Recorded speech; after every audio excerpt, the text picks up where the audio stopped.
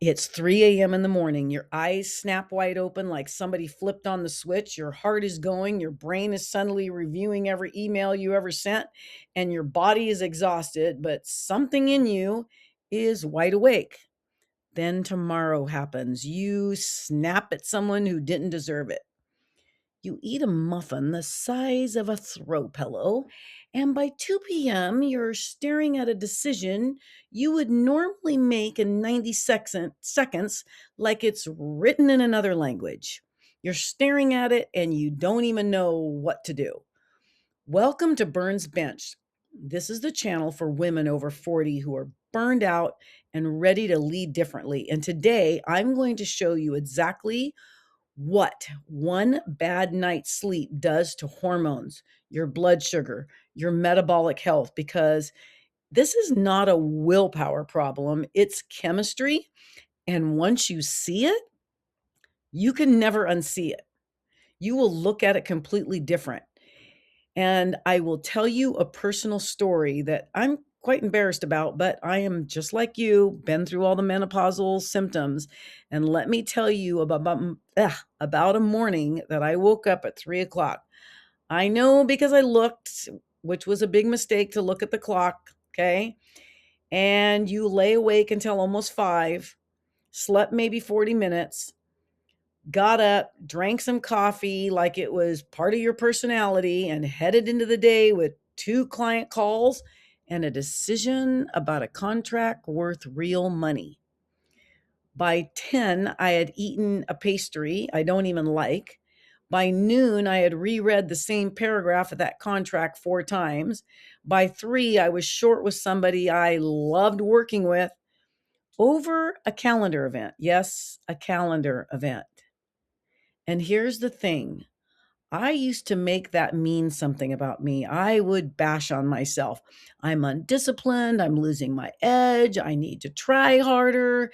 If everybody else wouldn't stress me out, maybe that's aging. None of that was true. What was true is that my body had spent the night in a hormonal forest fire, and I was walking around the next day trying to run a business on all the ashes.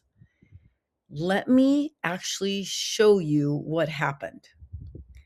At that 3 a.m. wake up call is not anxiety, it's a blood sugar problem and event. And here's what nobody tells you about the 3 a.m. wake up. It usually starts with your blood sugar, not your mind. While you sleep, your body is still running the building, right? It's taking care of everything. It's replenishing the heart and repairing the lungs. And it's like the repair crew that came in to do cleanup, right? And that takes fuel. It takes blood sugar dips too, low in the night. And after 40, when progesterone is declining, that dips easier. Your body doesn't let you coast, it panics politely, but it panics. Think of cortisol as your body's smoke alarm. Its actual job is good. It's supposed to rise gently in the morning to wake you up and get you going. But when your blood sugar drops at 3 a.m., the alarm goes off way too early. Cortisol and adrenaline spike. Your liver dumps more stored sugar into your blood to rescue you, and boom, you're awake. Heart pounding, brain suddenly very interested in the thing you said in 2019. You didn't wake up because you were anxious. You got anxious because you woke up. The chemistry came first, the thoughts came second. Like a girlfriend who showed up after the drama and demands to know everything that happened after it was all said and done. And here's the after 40 piece. Progesterone is your body's calm down hormone. It's like the friend who says, honey, sit down, it's fine. In perimenopause and menopause, progesterone declines. So the smoke alarm gets louder and the calm down friend gets quieter. Same 3 a.m. dip that your body handled silently at 32 now wakes you up at 52 like you're in the middle of a forest fire. So that wake up is not a character flaw. It's a forest fire or a smoke alarm with nobody left in the house to tell you to hush. What the spike actually does to your workday. Now, the part that matters if you lead anything, right? Which most of us women do, a company, a team, a family, or all three of those things, that nighttime cortisol spike doesn't clock out at sunrise.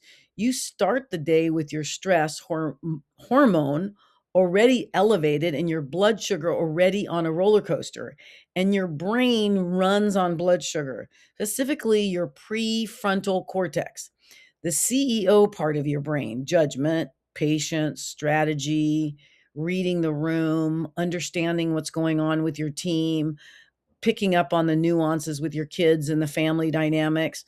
When blood sugar swings, the CEO of your brain steps out for lunch and leaves the intern in charge. And the intern is reactive, emotional, and craves snacks. That's why after a bad night, you're not less smart, you're less regulated, and the email you normally soften, you send raw. The comment you let slide, you don't. The decision that needs nuance gets a yes or a no because nuance is expensive and you're out of a capacity budget. Sleep researchers have measured this sleep deprivation, and it makes the emotional center of the brain, the amygdala, dramatically more reactive while weakening the part that talks it down. So your patience isn't a virtue you lost, it's a resource you didn't get to refill. Resilience is not a personality trait, it's a battery. And you cannot brave your way past a dead battery. Believe me, I've tried, and it looks like crying in a parking lot over a calendar event. This is why I say burnout isn't a mindset problem. You can't journal your way out of a cortisol pattern. You have to fix the nights to get your days back. And then why you can't stop the eating of the muffin, right? Let's get back to the muffin. Now, the muffin, let's talk about the muffin because I know she's out there and I know she wins on the tired days. Okay. One bad night of sleep does two measurable things to your hunger hormones. Ghrelin, the hormone that says feed me, goes up, and leptin, the hormone that says you're full, we're good, goes down. So your body is literally chemically hungrier than the food situation requires, and it doesn't crave salad. It craves fast sugar because you're exhausted. The brain wants quick fuel and it wants it now. So you can eat the muffin, blood sugar spikes, insulin. Think of insulin as the valet that parks the sugar out of the bloodstream, rushes in and over and parks it. Blood sugar crashes, cortisol fires again to rescue you, and now you're hungry, wired, and tired at 3 p.m., reaching for round two. That is the roller coaster. And every loop of it, your cells get a little more tired of insulin knocking. That's the road towards insulin resistance. And it's why chronic poor sleep is tied to weight gain around the middle, blood sugar problems, and metabolic dysfunction, especially in women over 40, where declining estrogen already makes insulin's job a lot harder. Read that again. Make sure you get it. The belly weight, the cravings, the afternoon crash, a huge piece of that. It's not your diet, it's your nights. You're not out of discipline, you're out of recovery. So stop making the muffin a moral event. It's a hormonal one, and hormonal problems have hormonal solutions. Protein at breakfast, so the roller coaster never leaves the station. Protein or fat with your evening meal, so blood sugar holds through the night. Caffeine before noon, so cortisol can actually come down. And no doom scrolling at 3 a.m. because checking the clock just gives the smoke alarm a bigger audience. I have watched this play out so many times. Client after client, one of them a founder, brilliant woman, came to me convinced she needed a stricter diet and a better attitude. We did Dutch her diet for 3 weeks. We fixed her nights. Blood sugar steady, cortisol curve restored, the 3 a.m. wake up calls faded, the cravings quieted on their own. And in her words, I got my patience back. Her team noticed before she even did. That's the point. Your sleep isn't a wellness accessory, it's the operating system your leadership runs on. If tonight is a 3 a.m. night, don't check the clock. Don't grab the phone. Breathe slow, long exhales. You are not broken.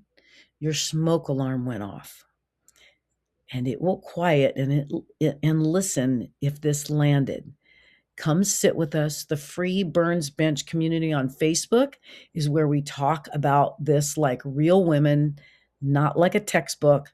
The link is in the description. Bring your coffee and your questions. The bench is always open. Next week on Burns Bench, we're going to be talking about hormones like estrogen, progesterone, cortisol, and testosterone, and what actually happens to them after 40.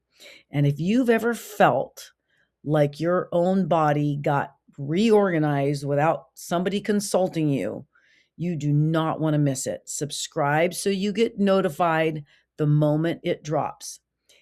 And as always, the bench is always open. I will see you next week.